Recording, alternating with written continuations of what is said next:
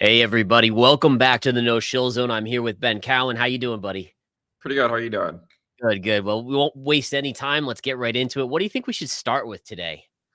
Maybe the S&P. I mean, I know the S&P has been on an absolute tear to start the year. It's tagged 4,900. I'd like to get your thoughts on it because I know when we started the year, you were thinking that it could tag 5,000, and I believe we're up at least 100 or 200 points since then. So what are your thoughts now? I mean, can it hit 5K before a larger pullback happens? So it seems like it, right? And part of that is a psychological aspect. And I was in the camp that we weren't going to take out the previous all-time high on the S&P, which was back in 2022, January of 2022. But once we did that, once you get so close to an even number like that, it's almost like a magnet where price gets just drawn to it. So I still could be wrong, but I'm in the camp that they can push this up. One little interesting aspect in its kind of coordination with Bitcoin is that if you flip up the Bitcoin chart here and we look at the previous high on Bitcoin, the all-time high, it was basically mid November, we'll call it, right around the 10th of November. The stock market topped, if we go back to the SPX during that same period, we topped in 2022 in basically late December, right? So it was about 6 months lag. And then if you go same thing, and this is just an interesting little confluence, if we go back to that 2017 high, Bitcoin topped in mid-December, and if we look at that same high on the S&P 500 in 2000 and it occurred in late January in 2018, 6 weeks later. So the one thing I'll just throw out there is that we're basically at, I think, what, about 3 weeks since that high, maybe 3.5 weeks on Bitcoin from that recent high here. Could it be potentially that in about, let's do a quick little count out here. If we just bring up the tool, date range, let's take that out and we'll draw it out. So that would kind of put us in mid-February ish Hmm. for a potential top, right? I mean, that's what I would think anyways. And again, granted, you have 7 days on crypto versus 5 days on the stock market, but somewhere in mid to, I would say, late February, it makes sense that we could be topping on the S&P. So again, just something to keep in mind, right? I mean, I don't think anything Ben or I say is written in stone, definitely not. But these are the types of things my mind looks at when we start talking about like S&P 5,000. Where could that be? When could that be? Does that put in a major top? And I'm still in the camp. And again, I'd be interesting to hear your thoughts on this, but I still think that the soft landing is the outlier here, where at some point we're going to see something bigger. And by the way, iRobot today laying off 31%. We know that there's been of their workforce, there's been so many layoffs that have been announced in the last 6 weeks that it seems like there might be a little tide changing. And the last thing I'll mention as well, also, what we see is the government has been one of the key drivers in hiring over the last, really the last year. And again, you have to think about, if the government stops hiring, does that start to flip it? So I'd be curious to hear your thoughts, Ben. What are you looking at these days? I saw a tweet, and I don't know. I mean, I don't know how it's true, if it's true or not, but they said that it's interesting that you mentioned mid-February. They said that the last two weeks of February are like the worst weeks for the stock market. Yeah. So I mean, again, like, could you get a larger pullback around that time? For sure. I mean, actually the last couple election cycles we had some pull. I mean, I know last cycle it was the pandemic, but even before that, right? Like, if you were to look at 2016. In fact, you can see that, I mean, it had a bit of a drop here in the first quarter of the year, but some significant rallies leading into it. So yeah, I think what you're saying makes a lot of sense. The S&P does. I mean, look, you made a sort of that call at the beginning of the year that it could rally up to 5K. It's getting pretty close to that. So we'll see if it can finalize that. One thing that I saw you put out a tweet on, and I was talking a little bit about it over on my channel, was Tesla, because there's a lot of news recently about people saying that it should be taken out of the Magnificent Seven and all this other stuff. But funny enough, if we pull the chart up, let me see if I can find it. It's at this support level, right, at around 180. Do you think that if the S&P does get a push up to 5,000, that Tesla can kind of get a bounce off of this level kind of like it bounced off of this level back in November of 22. It went all the way back up to like in the 190s. Bounces over here in May of 2021 and March of 2021 as well. Be curious your thoughts on that. Do you think it can actually make this move back up to, say, some of these prior levels that we were looking at? I do think so. I do think so. That's a great point here. Here's the same trend line on my chart. Couple things. Another trend line I like to show people here is that if you connect this to this, look at that kind of going right to that same point. So previous pivot where it got a big bounce, then it hit it here, got a big bounce, and we basically come into that same level on Tesla. The idea is you'll get a bounce, and then you have this big gap fill, and gap fills, they don't occur in crypto really, almost never, right? They occur in Bitcoin futures, right? Because you get a Friday and close and then the Sunday night open.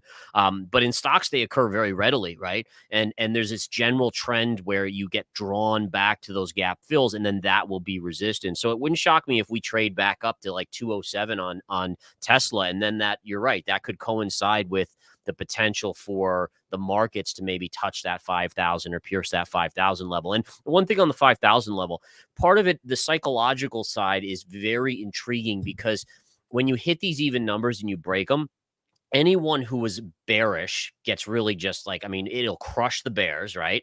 And then the bullish side, anyone who was kind of on the fence still, once it gets pushed above, the media goes nuts, right? They go nuts. They talk about it. They get their pom-poms out and do cheers. And it pushes anyone on the fence to going long. And usually what ends up happening is once you annihilate the bears and everyone goes long, ask yourself, well, who else is left to go long? By the way, same thing happened essentially with the spot ETF.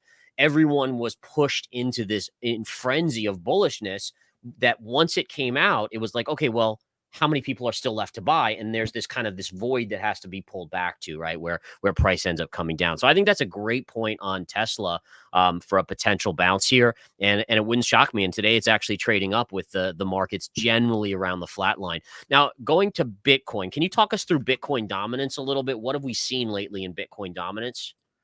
Yeah, I mean, look, it's back above its 20-week. And by the way, before I get to Bitcoin, I just wanted to answer your other question about sort of the soft landing. So I think you're right. I mean, like the markets right now, it seems like they're chasing every single next narrative, right? Like whatever the next narrative is, they're chasing it. And with Bitcoin dominance, what I think has happened is essentially, we got this pull below the 20-week moving average, which by the way was the first weekly close below it since 2022. Wow. I mean, that's how bullish dominance was in 2023. That, I mean, not a single weekly close below its 20-week moving average, or not a single weekly close below the bull mark support band, which consists of the 20-week SMA and the 21-week EMA. Or was a period right here where it got below the 20-week, but it was still above the 21-week EMA. I think kind of what's going on here is we're sort of chasing narratives. So last couple of weeks, remember the expectation for a cut was going to be in March, right? Mm-hmm. And what happened was, I think a lot of market participants were like, great, we got rate cuts on the table. That means all the high risk stuff is going to start doing well over the mega cap stuff, right? Like, the Russell's going to outperform the S&P, or altcoins are going to outperform Bitcoin. But then what happened? We've had some geopolitical tensions take place. We've had, real GDP coming in a lot hotter than I think the market was expecting. And we've got members of the Fed pushing back on the idea of a March rate cut. And now look what happened, right? Dominance just went right back up, due in large part to the Ether Bitcoin pair. I mean, this was a massive move by Ether Bitcoin off of this low, which, by the way, I mean, it's a pretty standard move for Ether Bitcoin to sort of get these types of moves after testing those range lows, right? For it to like bounce back up and sort of move around for a while. But I think the issue is that while it is true that looser monetary policy would be, that Bitcoin dominance would sort of imply that dominance tops out, right? As looser monetary policy arrives. And I think the market was sort of starting to price that in, but then now it's like, well, we don't know that we're going to get a rate cut in March, right? And now the market's not so sure about that. And now it's sort of pushed back out until May. And then a lot of those gains that Ether Bitcoin had have now been given back. So I think that's sort of what's going on right now with dominance, is that a lot of people really want to go knee deep in the altcoin market over their Bitcoin. But I still think there's a case to be made that, Bitcoin dominance could go up, right? And I mean, Yep. look at today. I mean, Bitcoin is up only 1.5%.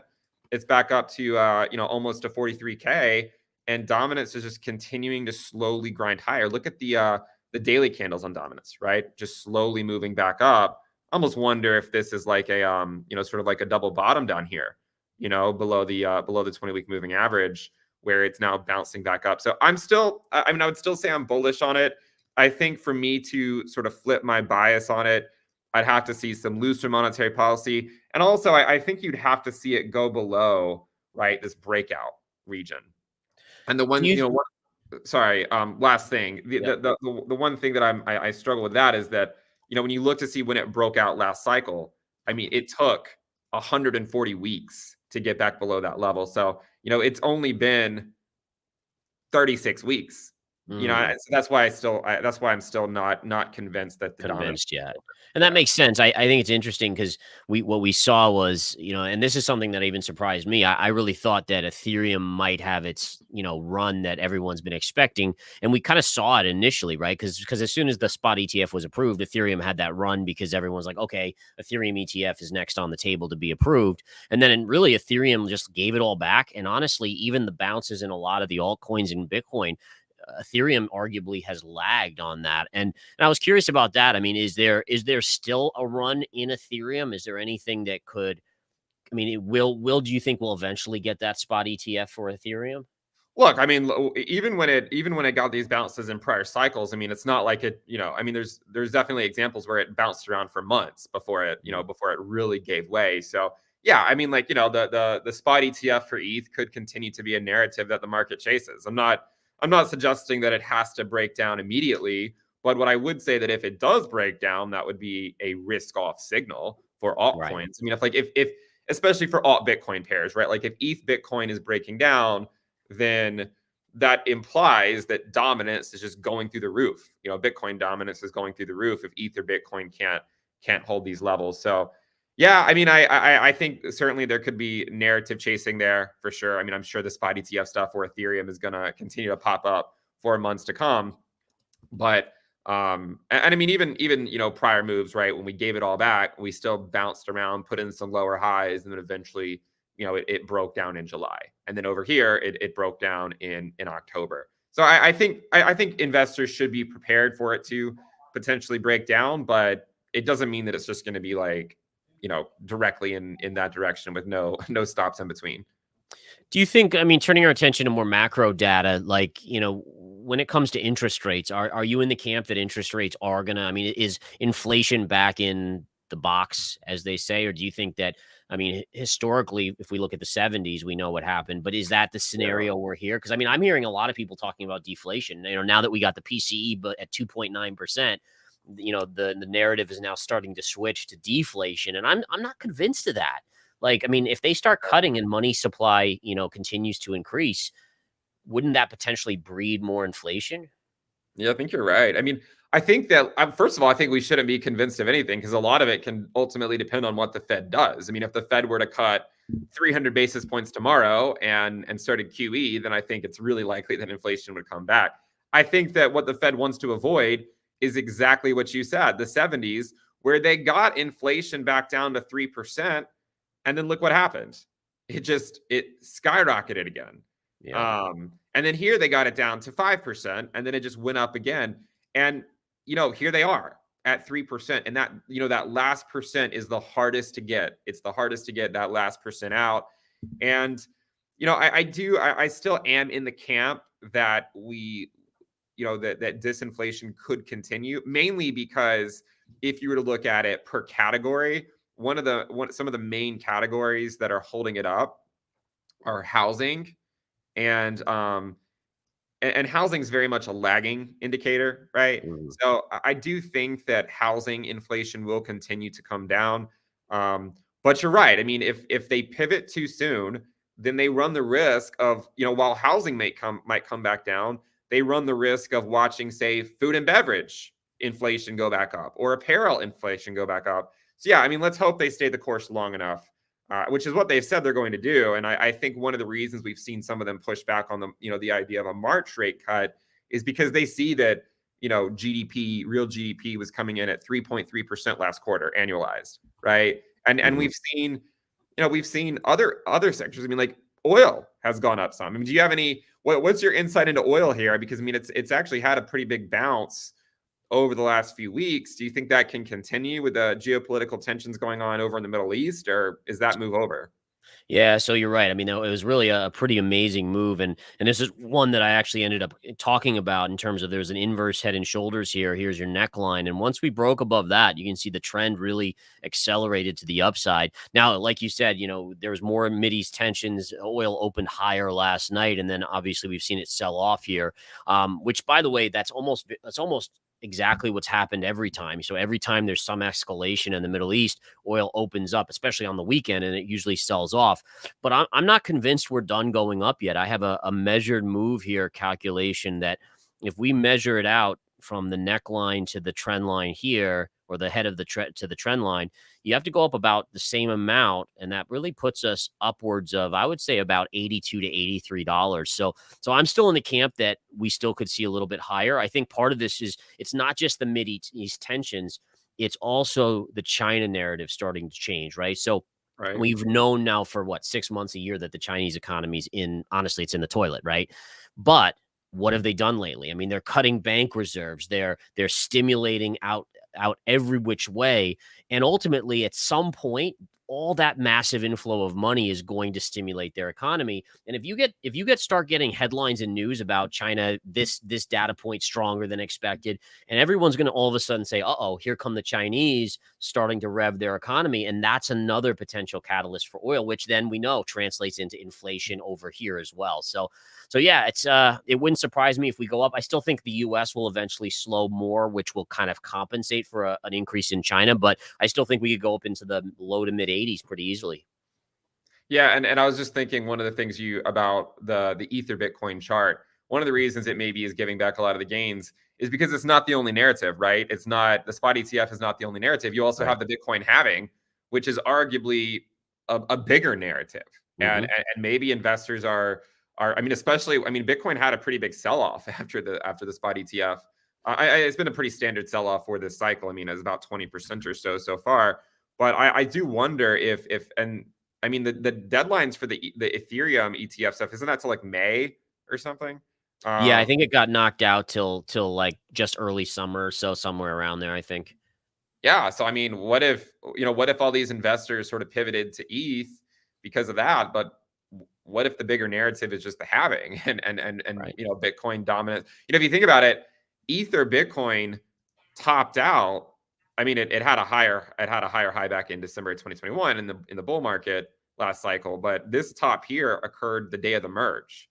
Mm. What if Ether Bitcoin bottoms out? I don't know, around the time of the halving, right? I mean, just thinking about in terms of shifting monetary policy and also thinking about or sorry, in things about shifting narratives, but also we could go back to looser monetary policy, around the time of the Bitcoin halving. That's Um, true. I'd be curious if maybe it tops out at the merge and then bottoms out around the halving. Yeah, one thing, just talking about that, a couple charts I just want to show about some of the altcoins, as I know people love talking about those as well. So, one thing I'm watching on Solana here is that we're now into a very, very pivotal level on Solana, and you can see this longer trend line going back to October. And look at how it basically price just kept bouncing off of this and just kept going higher and higher. You had the big final push here, and then we retraced, bounced again a few times, and broke down.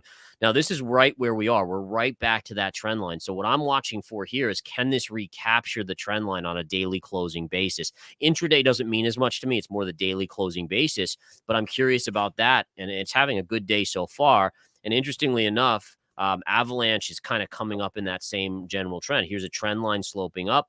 Right. We kind of kissed it yesterday at those highs, and now we're starting to push up. But just interesting to see, a lot of people are going to get very bullish on the altcoins again as these moves start to kind of pan out, maybe. But I would just say you have to see these levels recaptured to really believe it's not just a retrace after a big move down. Because again, for instance, Avalanche went from $50 all the way down to 27. It's now back to 36. that's not really, I mean, again, it's still way off those highs and coming into resistance. So just a little tidbit there. Just looking at Cardano, you can see the trend line on Cardano here from this top. We hit it right here. We pounded it, but it never got through. And now we're probably, I mean, it could head back up to about 53, 54 cents before starting to get into some resistance there. So anyways, yeah, some fun stuff. I feel like we got some different markets breeding different action. And I think it's important to mention too, Wednesday's the Fed, right? So 2 o'clock. And then Right. this week, at least in the stock market, you have Microsoft, Meta, Apple, Amazon, and Google all reporting. So it's going to be a volatile week for assets overall. And you also have all the labor market data coming in this week. That's The right. job openings, ADP employment, non-farm, all that stuff, unemployment rate, all that stuff is coming in this week. And I mean, as far as the altcoins go, I think you make a lot of good points. I mean, my sort of interpretation on alts is that as long as Bitcoin is up here, right? As long as it's way up here, altcoins will continue to fight. Yeah. I think the thing to clue us in onto what's really going on under the surface is are altcoins outperforming Bitcoin, or are they just doing well against the US dollar? I mean, if they're underperforming Bitcoin but doing well against the US dollar, it sort of just implies that Bitcoin's raising them up, right? Right. If they're It's a if risk on trade, right? Essentially right, risk on. right. But if they're outperforming Bitcoin, then that would imply something different. I think that's the biggest thing. And again, here you can see that Bitcoin's up to around 43K, and the dominance of Bitcoin is just continuing to slowly climb. And I don't know, man. I got the impression that a lot of people had given up on dominance a couple of weeks ago. Right after the spot ETF, and That's right. everyone was flooding into ETH. And I'm like, man, look how quickly the narrative has changed. ETH is all the way back down to 0.053, right? So yeah, it's interesting just how quickly things have changed. Maybe the last It is. thing we should check in on. What are your thoughts on say like gold and the dollar here? Because I mean, gold Mm. is still above. It's still about 2,000. But it was starting to get a little bit of a move recently, but then the dollar shot up, and I think kind of stifled anything that gold was doing. Yeah, so I think at least for me, I continue to think the gold price action, it's been kind of dead. Let's be fair, right? I mean, if you Right. go back to late December, we were trading around 2075, and we've basically just kind of paused or pulled back ever so slightly. But what I like to draw people's attention to here is that if you look at volatility in the stock market, the VIX is essentially at multi-year lows. Which again, if you historically look at gold's performance when it's a risk-on environment, meaning volatility is low, gold usually is getting crushed during these periods. I mean, interest rates are still high. That's usually a negative for gold. Asset prices all-time highs on Meta. I mean, Microsoft, all these other big name trillion-dollar names. And this is the environment where historically gold does very poorly. And here it is lurking. I say lurking because to me, I do think it's going to, as soon as you get fear to inch up a little bit, I think gold starts to take off to the upside and really move up. So I think those are the big things I take away from it. And I always like to just refer, and I've said this for now the last year plus, is that the biggest buyers by a zillion% is central banks around the world. They just keep on gobbling up gold, almost like they want to go back to a gold-backed currency. Not to say Bitcoin can't replace that in the future, but at least for now, they're buying gold. And if these banks that literally control the money supply are doing that, to me, it's like, okay, well, I got to at least have part of my portfolio exposed to that. Right. Yeah, for sure. And I mean, I think one of the reasons it hasn't made that move is, I mean, look at the dollar. The dollar just keeps Yeah. on. I mean, the dollar is continuing to climb, but it is coming into some interesting levels, right? I mean, it's coming up to the 20-week moving average. So I around 104.2, I think will be a really interesting level to see if the dollar can break through. I have that Um, exact same level on my chart right here. That's exactly what I'm looking for. And actually, just for interesting sake, is if you look at the pattern formation right here off of this low channel, it's a great low channel going back to these highs. Is you had the up move, sideways consolidation, which is bullish. Then that led to another up move. And then you could see sideways consolidation and it's starting to creep up. And so I'm with you. I think like 104.20, 104.30 is probably the likely target. And what I'm curious about is, do we hit that into the Fed and then have a sell-off off of resistance, or does it get a pop on the Fed? Do we stay here into the Fed decision? One thing that I keep going back to with the dollar is, to me, it looks a lot like the Bitcoin dominance chart a year ago. Mm, And I know, like, I mean, it all depends on how the economy unfolds. But if you look at it like this, right, like see these four. I mean, is it a massive accumulation zone. I don't know. I mean, if you look at this chart and then if you just quickly shift it over to the dominance of Bitcoin, look at Bitcoin dominance a year ago or a couple of years ago, right? Putting in these lows, and then it even, you even had a high and then a lower high, and then this high sort of swept that first high, right, with dominance, and then it put in a slightly higher low, then go over the dollar, right? It's doing the same thing, right? It low, lower low, lower low, but then this third one was actually a slightly higher high where it swept this. Now we've come back in, put in a higher low, just like dominance did right here. And what dominance did was it went up to the 20-week moving average, got rejected, came back down for one final higher low, and then it finally broke through and went up.